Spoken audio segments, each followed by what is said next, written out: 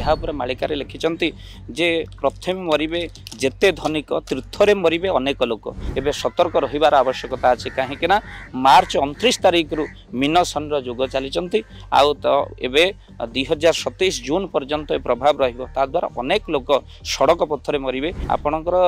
2ଟା ବଟିକା ଦିଆହେଇଛି ଆଉ 3ଟା ବଟିକା ଚୋରି ହେଇଗଲା, ଆପଣ ସୁସ୍ଥ ହେଲେ କେମିତି? ତେଣୁ ଜଗନ୍ନାଥ ଏବେ ବି ଅସୁସ୍ଥ ଅଛନ୍ତି। ମୁଁ ତ କହିବି ସେଇମାନେ ବିଲକୁଲ ରଥ ଦୌଡ଼ି ଛୁଇଁବା କଥା ନୁହେଁ ଯେଉଁମାନେ ମଦ ମାଛ ମାଂସ ଭକ୍ଷଣ କରୁଛନ୍ତି। ଯେଉଁ ଜାଗାରେ ଲୋକ ଗଳିରୁ ବାହାରନ୍ତି ସେ ଜାଗାରେ ବ୍ୟାରିକେଡ୍ ରହିଲା, ତ ସେଥିପାଇଁ ଲୋକମାନେ ବାହାରକୁ ମଧ୍ୟ ବାହାରି ପାରିଲେ। କେଉଁଠି ନା କେଉଁଠି ମାଳିକାର କଥାକୁ ଆମେ ଦେଖିବାକୁ ଗଲେ ସତ୍ୟ ହିଁ ସତ୍ୟ, କାହିଁକି ନା ପର୍ବତ ଶିଖରେ ଫୁଟିବ କହିଁ ଅଚ୍ୟୁତ ବଚନ ଟଳିବ ନାହିଁ। ରଥଯାତ୍ରା ଆମ ଜଗନ୍ନାଥଙ୍କ ଯାତ୍ରାରେ ଦେଖିବାକୁ ମିଳିଛି ଅଘଟଣ।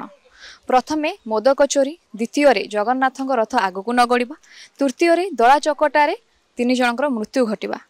ଏ ଘଟଣା ସବୁ କୌଣସି ବିପତ୍ତିର ସଂକେତ ଦେଉଛି କି? ତା ବିଷୟରେ ବିସ୍ତୃତ ଭାବରେ ଆଲୋଚନା କରିବା। ଆମ ସହିତ ଆଜି ଉପସ୍ଥିତ ଅଛନ୍ତି ପ୍ରବଚକ ଦିବାକର ଦାସ ନନା।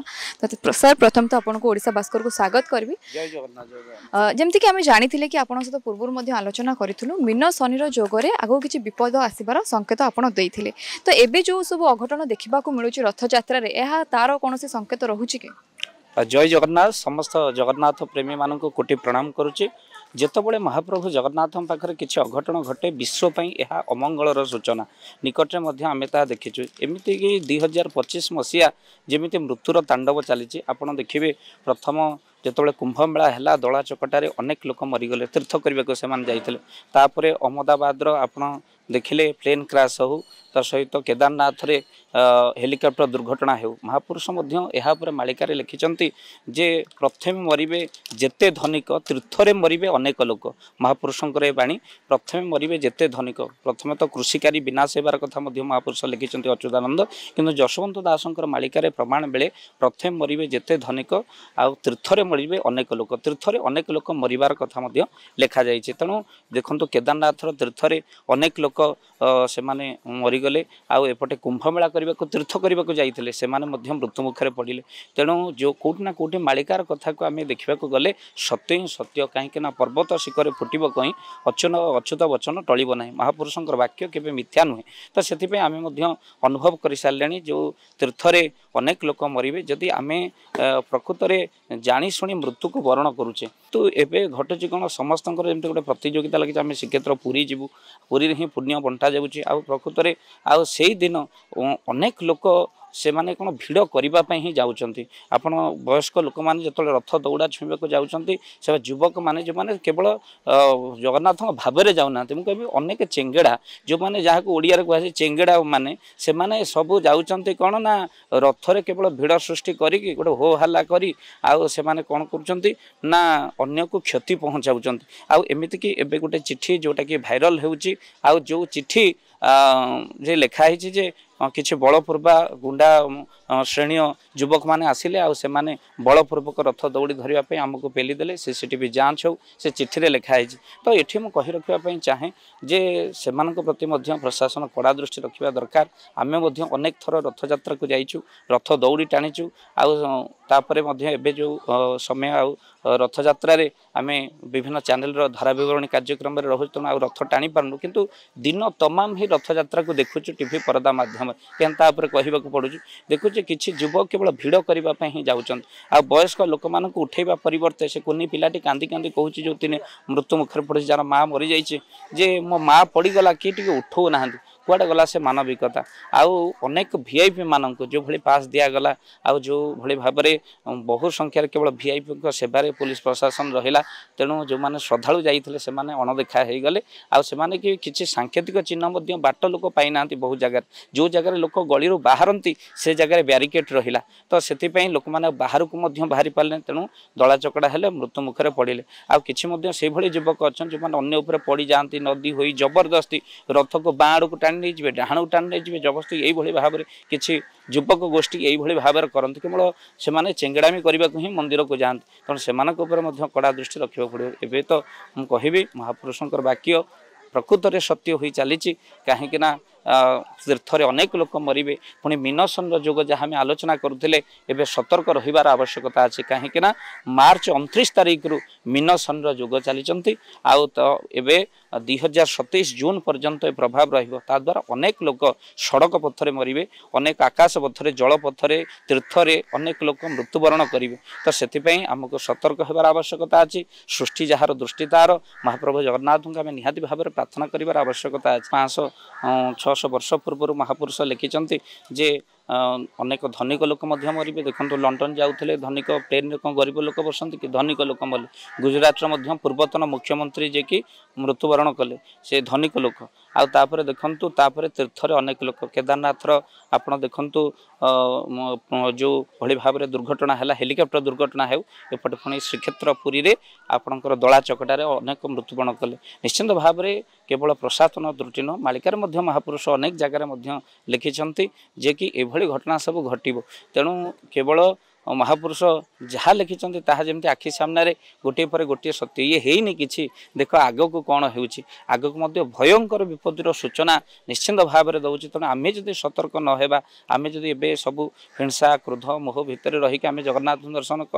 मु तो कहबी से माने बिल्कुल रथ दौड़ी छुईवा कथा नुहे जो माने मद माछ मांस भक्षण कर चैनल माध्यम कहबी से बिल्कुल रथ दौड़ी छुईवा कथा नुह जगन्नाथ पाखक जावा कथा नुहे कहीं तो जीव हत्या करके सब राति पाइले जीव हत्या करोटे भाव तांकर गली जाऊँगी तेणु से महापुरुष लिखिं ये अनेक सूचना तीर्थ क्षेत्र ही मिल तो से सावधान निहाती भाव में रहीबार अच्छी संध्या समय हो प्रार्थनार समय एवं कलिजुगे से ईर्षा अहंकार को छाड़ी आपण निश्चिंत भगवत चिंतन करूँ तो समस्त मंगल चिंता करूँ एवं जनकर छात पड़े आउ जनकर छाती जलुची देखला बेलू आम एपटे ईर्षा छाड़ने सेपटे जगन्नाथ पाखक जाऊे रथ टाणवाई महाप्रभु जगन्नाथ पाखक जाऊे पर गोड़ टाणवा छाड़ने रथ दौड़ी टाणिले कौन हम तेणु निश्चिंत भाव में आम से भितर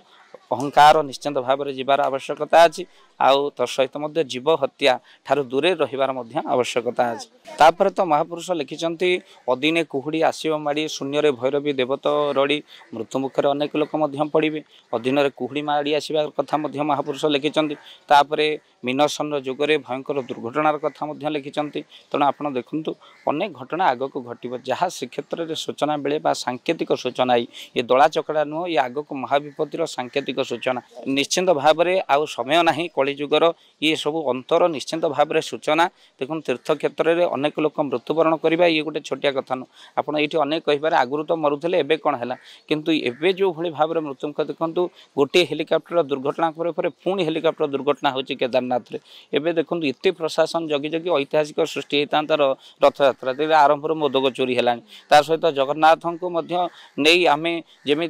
खेल खेलुचे महाप्रभु को नहीं राजनीति चलुची तेणु निश्चिंत भाव में यह आग को गोटे भयंकर सूचना आ द्वारा सृष्टि आउ बेसी दिन नुहे बोली जहाँ सूचना मिलूँ तेणु तीर्थ क्षेत्र सब समय सूचना मिले बोले महापुरुष कहते तेणु आम तीर्थ को गले आम जब तीर्थ को अपरिष्कार करुचे जातक आमर राहु खराब हो जाऊँच आम तीर्थ स्नान करने को जाऊे पवित्र मन नहीं जाऊे मंदिर जाऊे आम कौन मन को शांति आने मंद नाश इति मंदिर जो गले मनीष मंद भाव नाश हो जाए किंतु आम जाऊे अनेक जाऊँ तीर्थ क्षेत्र को अपरिष्कार करने अनेक जाऊँ तीर्थ क्षेत्र अन्य सहित झगड़ा करने निजे तो शांति महाप्रभु देखना खाली ठेला पेलार अनेक तेणु